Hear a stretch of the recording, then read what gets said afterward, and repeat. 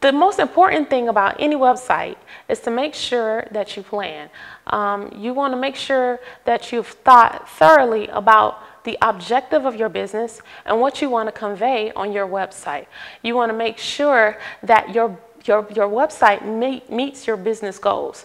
You don't want to fall short and then you have a website that will eventually, and when I mean eventually, I mean pretty quickly, need to be redesigned because you didn't necessarily meet all of your business goals. So the first thing that you want to do is to kind of do a flow chart. And you want to kind of say, okay, well, these are the services that I offer. This is what I want to accomplish on my site. This is how I want to convert my leads and get customers to come to my site. You want to think about all those various entities that are a part of making up a business.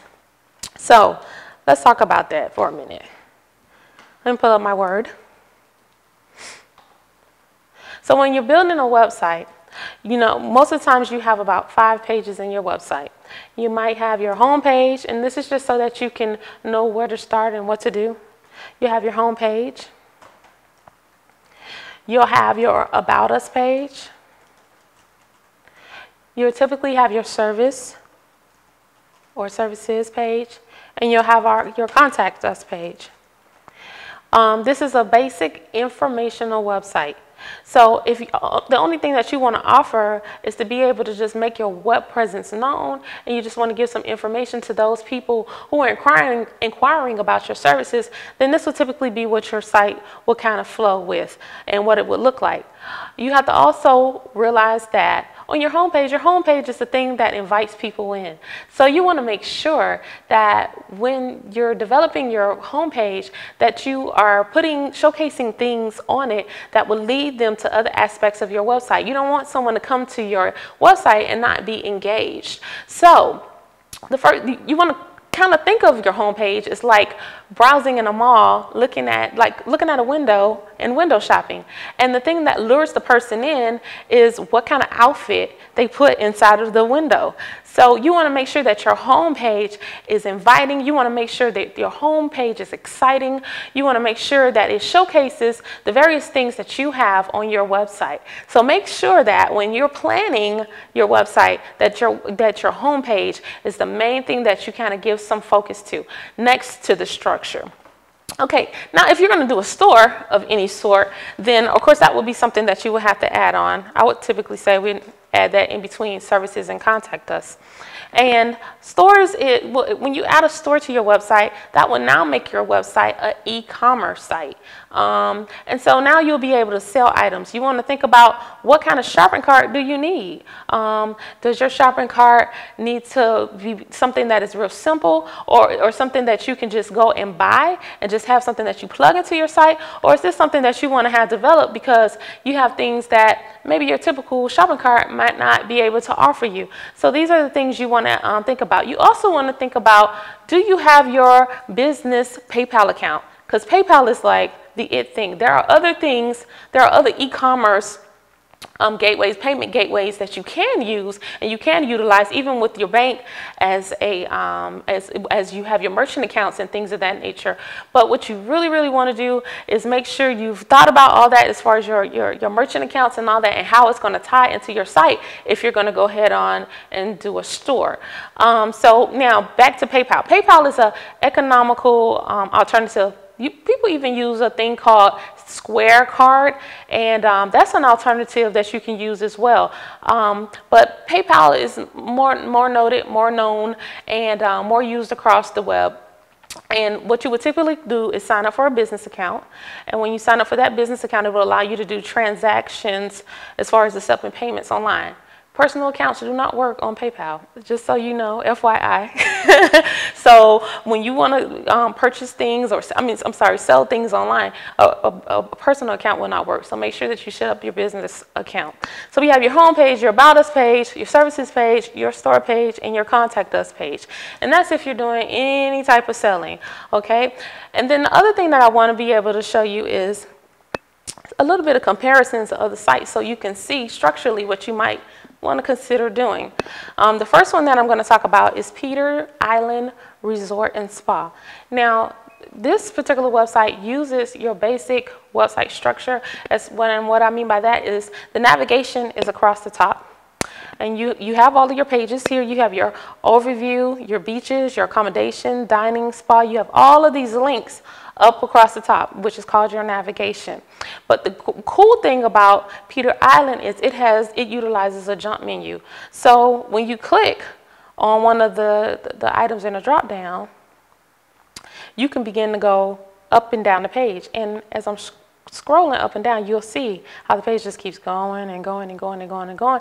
But that is considered a jump menu, and the scripting language that's used for that is jQuery, which we will get a little bit into that kind of scripting a little later on in the class. But this is a cool way to showcase information on your website. You want to make sure that if you have a lot of information, that you're able to showcase it in a way that is still appealing. And this is one of those ways that you can do it. But for like the basic site that I just showed you, you don't necessarily need all of this kind of stuff. But there are people that will, what they would do is just make it a one-page site, and it just jumps on that one particular page. The next one is the White House. Now this is a different kind of navigation, because yes, the drop down, as we saw in Peter's Island, it was pretty simple, but this one gives you all this beauty. So it's just to let you know that you can use cascading style sheets called CSS to go ahead on and style your menu. So you even want to think about how you want your menu to look. I mean, everything, it's like even just the smallest details, everything is so intricate, but these are things to also consider. But I just wanted to go ahead on and show you that menu so you can know what it looks like and what you can possibly consider and what you could possibly want on your site. Because the first thing that a web designer is going to tell you, they're going to say, well, what do you want it to look like? And where's your content? And what kind of information do you have? And are you trying to sell anything? So these are all the kind of questions and objectives that you have to think about when you go to someone and you say, okay, this is what I want to do. It's always more involved than just, I just want a website. Another type of site that you could consider doing is a blog. And this is a blog right here. And what blogs do is they just give you a bunch of articles, and those articles can be archived, or you can use it for just because nowadays WordPress is real popular, and WordPress is a big blog, but it allows you to have the functionality of like single sites, like a single page, and like make it look like it's just a HTML site, a basic HTML site, but still have the functionality of a blog. So this is a blog, and if you're a blogger, or if you like to talk a lot, you're a writer, a publicist, or something like that, you might like to go ahead on and use a blog for that reason. Now, this last site that I'm trying to show you, this was how sites used to be a long time ago. When the internet first came about, there wasn't necessarily any type of standards whatsoever. And when there weren't any standards, people would put all kind of crazy looking fonts on the page. I mean, the fonts used to be huge. Pictures used to be everywhere. There was no kind of outline as to how you should build your site. Nowadays, we have the WC3 Consortium, and what they do is they basically give you guidelines as to how your HTML should come about, because it's all kind of ways to code a thing, but it doesn't necessarily mean that all the browsers will interpret your code a particular way. So what they do is they say, okay, we'll parse your page and we'll tell you, based on the browser that you're coding for, this is how you should code it, and this is how you should develop it, and this tag you should change, or you should add that tag, or whatever the case may be. They're not going to code for you, but they will find little mistakes that you will have in your particular version of HTML that you're coding in. Okay, so this particular site right here, I wanted to show you in comparison to all of the other sites how awful it is, even down to I'm going to refresh the page because I already had this page loaded. The music. If you ever put music on your website, you always want to be able to give the user the ability to turn the music up, turn it down. You shouldn't necessarily have to tell them to turn off their speakers, and they shouldn't go to your website and be shocked. And so anyways, this is one of the things that happens on this particular website, and you'll see that all the font types are very, very, very huge, and the page just scrolls and scrolls and scrolls and scrolls. It just has this one boring gray color with some red on top of it, and it's particularly not interesting. So that'll let you know right there that in your planning, you even have to plan for it to look beautiful. You have to make it just look nice.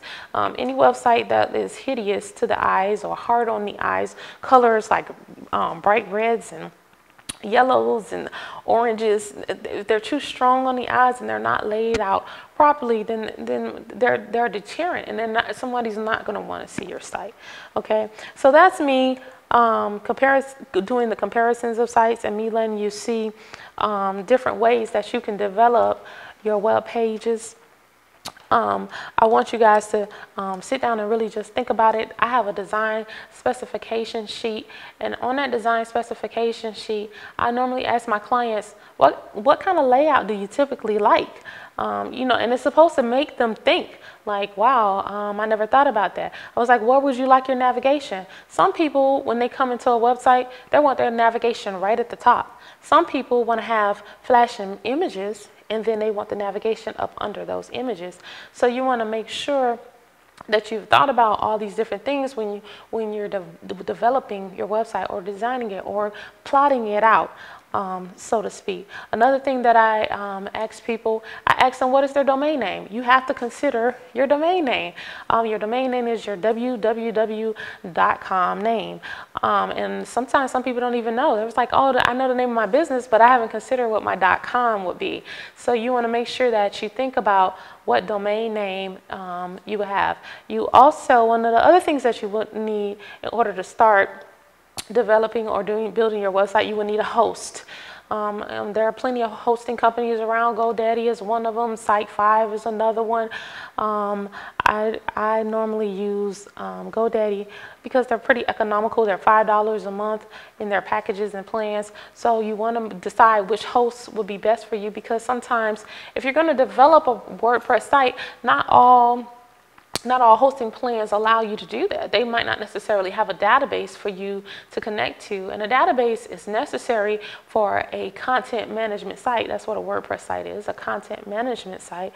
A database is necessary because all of the data is stored inside of that database, and that's how you can retrieve that data. It comes out of that database. That's how it's saved. So you want to make sure that your host will provide you with a database if you need a WordPress site, a content management site, which is something that you can go back in and manage easily, as opposed to, or manage like a Word document, as opposed to trying to deal with code. Okay. Another thing that you want to particularly ask yourself, is my site ADA compliant? So there is an American Disabilities Act, and the disabled utilizes screen readers, and the screen readers can't understand or interpret certain objects on the page. One of those objects would be images. And so what HTML does is it gives you alt tags, and an alt tag will look like, let me show you what it'll look like. It'll look like this. And in that alt tag, you will put a description of what this what the object is on the page, so that people can understand, so the screen readers can understand what's going on, because what they're doing is they're reading text, and it's just talking for those who can't see, for those who are blind. It just talks to them. So when it has an image there and you put information on the image, so your image is so great, it's big, it's beautiful, and it says click here, I mean, they wouldn't know necessarily what to do. So you want to make sure that your website is even ADA compliant, and you can even get some of that information from, you can Google it, ADA compliance, and you'll be able to see what you should do and what you shouldn't do as far as that. So we talked about menus. I want to talk about menus again. We talked about jump menus. We talked about just regular navigational text. I've even, there's also images text, because sometimes people just like to do all the beautification. I think we're kind of getting out of that, where everything was just images, because our whole pages in the past used to be images, nothing but images. And like I said, it's not ADA compliant. It's not easy for the search engines to parse. You want to kind of like limit your content a little bit from just being just too much images. You want to have more content so that Google can understand the theme of your page and what your page is all about. And when the search engines can understand what your page is all about, the more it can begin to rank you for certain keywords. So you want to make sure that you have content on your page, and you don't want to just have a little sentence, because a lot of times some people don't actually think about the fact that, you know, hey, you really need to have something on your page. They'll write a sentence and be like, okay, here's the content. No, that's not good enough. If you need to sit down and really just write out your business plan, or whatever the case may be, or derive something, or grab things from different ideas that you've had, and really put things on paper so that, you know, each page has a theme, is thorough, the search engines can understand it, and so can screen readers and everyone else too. So you want to make sure that everyone can understand what your website is about. Now, when it comes down to drop-down menus, I talked about jQuery with the jump menu. Dreamweaver also has a Sprite. It's a SPRY, Sprite object, and it allows you to do drop-down menus as well. It does that by utilizing JavaScript. So, you know, I recommend having Dreamweaver, because one of the things that Dreamweaver does is it kind of makes programming a little easy for you, because sometimes it will, well, not sometimes, it opens and closes. It closes your tags for you. It gives you the beginning of your page. If you're going to start an HTML page, it gives you the beginning of that page, all the tags necessary to start that page. So I recommend it for that reason. I recommend it because it makes things a lot easier. It would be considered a what you see is what you get editor, and a lot of people kind of hate those kind of editors, because Front Page has given those editors kind of a bad name, because Front Page used to write your code ahead of time for you, or alter your code. So if you copy and paste something out of Word, it will take the markup language from Word and stick it inside of your code, and that wouldn't necessarily be HTML, and then you have to go back and clean up all your code. So because, you know, some editors have given what you see, what you get editors bad name, people don't really like them. But Dreamweaver also has a straight code aspect of it, where you can do split code and design mode and code mode, and it doesn't do anything outside of like closed tags that you have opened, and you really shouldn't have those kind of complexities in Dreamweaver. Okay, so I think that for now I've given you everything that I wanted to give you. We've gone over everything, and I'll hope to see you at our second module.